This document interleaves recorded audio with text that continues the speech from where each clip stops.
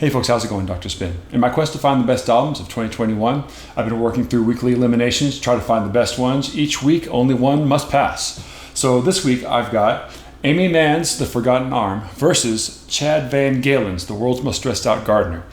Now, I talked a little bit recently, quite a bit actually, about variety.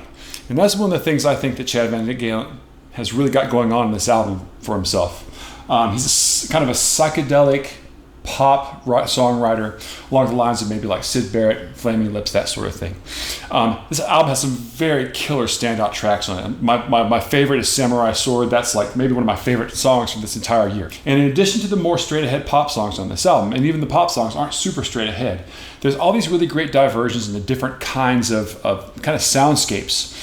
There's a track on here that's an instrumental that sounds kind of like it could be from the Twin Peaks soundtrack. There's a track on there that sounds kind of like sort of Japanese influence. There's another one there that sounds a little bit like a South Asian influence. So there's a lot of variety on this disc, and it's sort of a reflection, I think, of Chad VanGaalen's exploratory nature. The core of what he does is songs, but at the same time, he does a lot of soundscaping, a lot of experimental stuff outside of the box of just regular songwriting.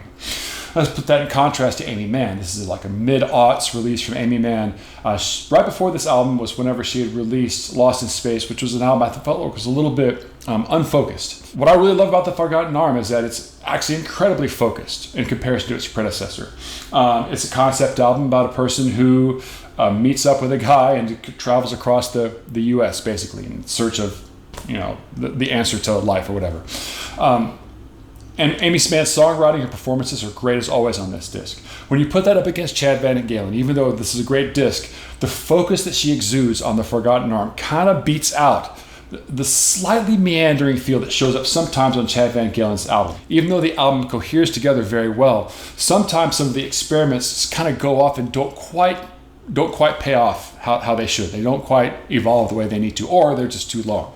Aimee Mann from beginning and focus, tune, and with an ongoing narrative in between that. I really can't argue with that. For this one, I gotta say, Aimee Mann wins. She goes on. Now, if you agree with me, or if you don't, you can decide for yourself. Look at the end. I'm gonna put up a couple of clips up. You can check it out for yourself. Also, a couple of clips where I've talked about some of these albums before. And I'm gonna be doing more of these videos, so if you wanna know what's gonna happen, please like and subscribe and share the video out with your friends.